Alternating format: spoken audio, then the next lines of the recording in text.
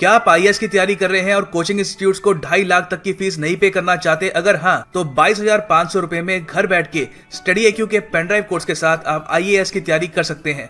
आज ही विजिट करें StudyIQ.com।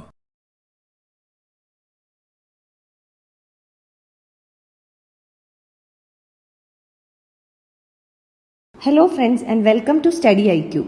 In this lecture, we will discuss about some unaddressed issues in the Motor Vehicles Amendment Bill of 2017, and we will also check whether this bill is in favor of some automotive giants. The primary focus of the Motor Vehicle Amendment Bill of 2017 was to reduce the road accidents in India. So, in this lecture, we will see some important provisions and we will check whether this provisions or the bill is able to reduce the road accidents, or does it really address the focus of the bill to reduce the accidents, or whether the focus is given for some other issues and what has to be done, what are the issues which are unaddressed in the bill, etc. We have already made a lecture on the provisions of Motor Vehicles Amendment Bill, so I will not be discussing all the provisions of the bill here, but we will see the important provisions and also we will see how these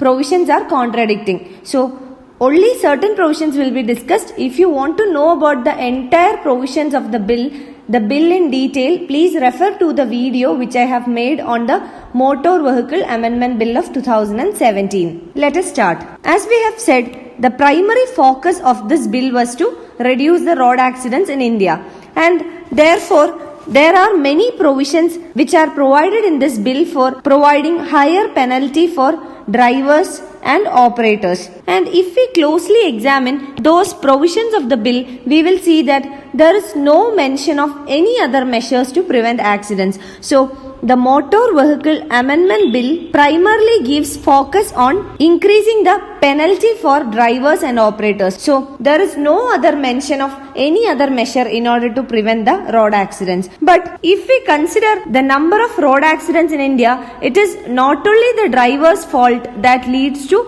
road accidents. There are various other factors like traffic discipline, over congestion, growing number of vehicles beyond the capacity of the roads, etc. And these factors are not properly addressed in the bill. So, we will see that there are many factors which has gone unaddressed in the bill, and the focus is mainly given on increasing the penalty for drivers and operators.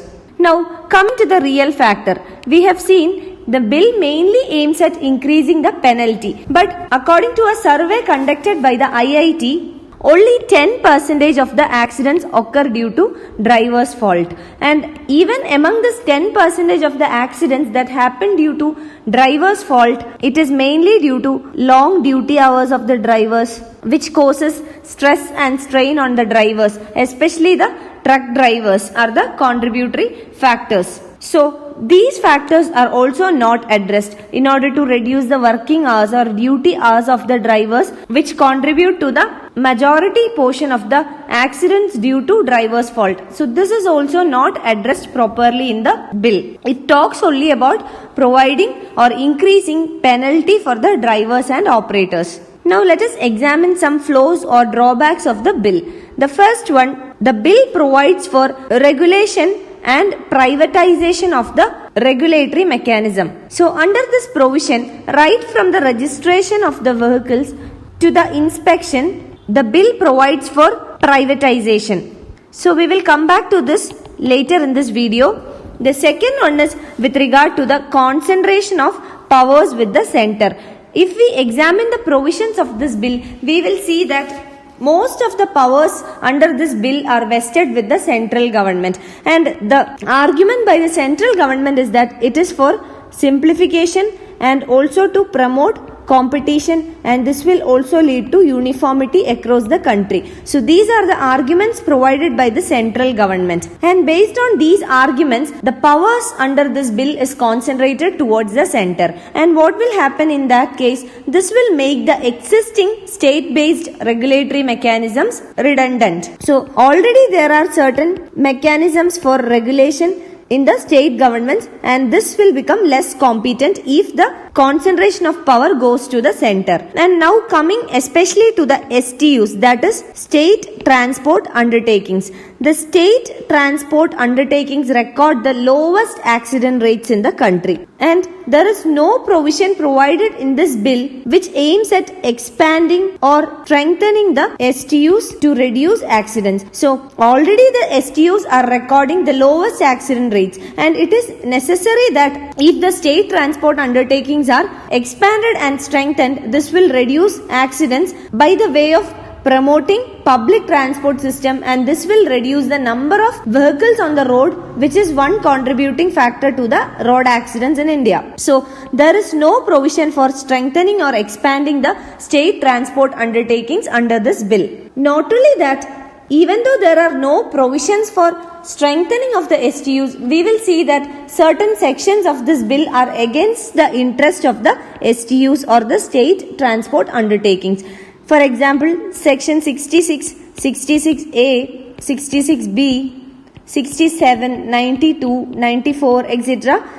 There are various sections under this Motor Vehicles Amendment Bill that acts against the interest of the STUs. So this is a clear indication that the concentration of power is going to the center. Now coming to the third party insurance. So third party insurance is made mandatory for STUs. The state transport undertaking buses will have to take a third party insurance. So this is providing an additional burden to the state transport undertakings. In many states, the state transport undertakings are running under loss, and the provision of compulsory third party insurance is again a burden on the STUs. And if we examine the section 66A, which we have said that is against the interest of the STUs, we will see that the section 66A of this bill deprive the state governments from formulating schemes and also granting permits. So under this section, the state governments cannot formulate schemes and grant permits.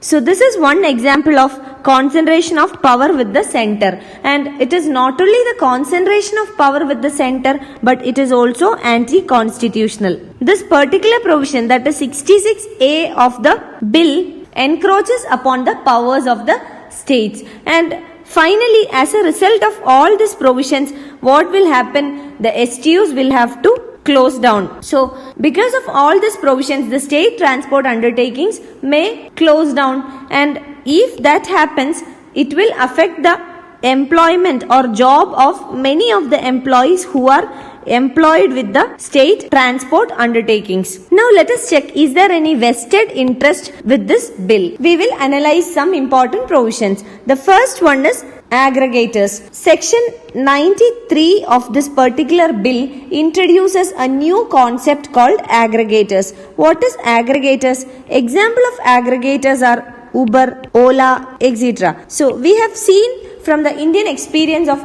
Uber and Ola that the drivers were promised lump sum payments in the beginning, and later what happened?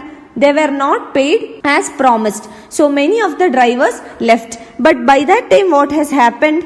It has become or created a threat to the local auto rickshaw walas, and this rickshaw walas were mostly self-employed.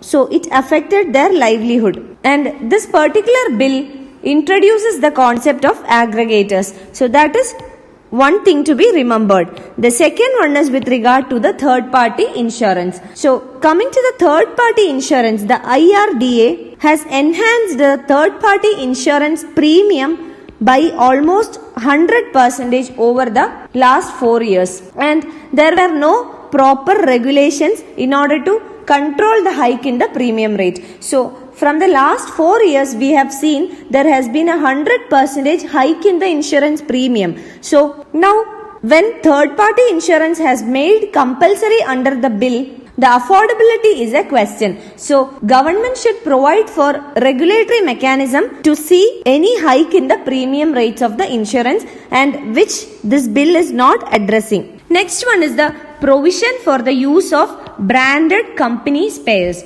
So what happens if branded company spares are only used? The small enterprises in the auto spares industry and their dealers will move out of the business. So it will affect the small enterprises and the dealers. Next one, with regard to servicing and repair. The bill provides for servicing and repair should be undertaken only in company service centers. So this is again favoring the big giants. What will happen to the roadside mechanics? They will lose their livelihood. Another provision is regarding the testing centers and big driving schools. So promotion of testing centers and big driving schools, it will affect the existing driving schools. Again, it is helping the big giants. Next one is privatization. Under this bill, the duties and responsibilities are given to the private agencies, and this will create an insecurity to the transport department employees with regard to their job. So the transport department employees will face a job insecurity. Now we have seen that many of the issues are unaddressed in this bill. It is not only the driver's fault that creates road accidents in India, and it is less than 10% that the driver's faults creates road accidents. So many issues are unaddressed, and if this bill has to meet its focus of reducing the road accidents in the country, certain other provisions must also be provided in the bill.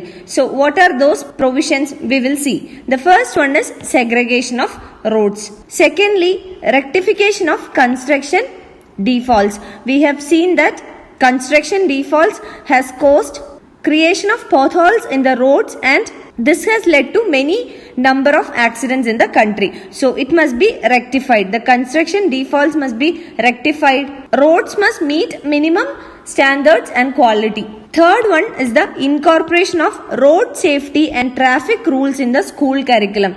So from the 5th standard to the 12th standard, both at the central and the state syllabus, road safety and traffic rules must be included in the curriculum of the schools. So it will create awareness among the young minds, and they are the growing up citizens of the country, and once they become matured citizens, they will be aware of the road safety and traffic rules, and this will create a change in the mindset and attitude of citizens, and that can be the best possible measure to reduce the number of road accidents in the country. Along with that, if the government provides quality roads, other defects of the roads, etc., if properly addressed, it will definitely reduce the number of road accidents. Fourth one, measures should be taken to reduce the long duty hours.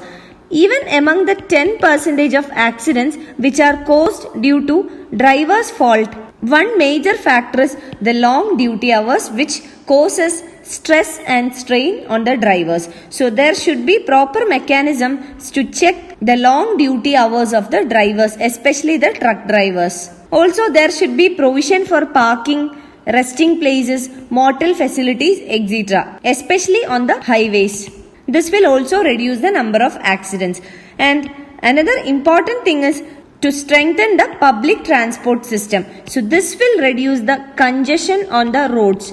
There are increased number of vehicles on the road day by day. So if the public transport system is encouraged or strengthened, this will discourage the personalized transport, and this will not only be a solution to congestion but also to environmental factors like pollution. So along with the provisions of the Motor Vehicles Amendment Bill of 2017, all these issues must be addressed, and provisions should be made for inclusion of all this to reduce the number of road accidents in the country. You can find the PDF of this lecture on my Facebook page. Thank you.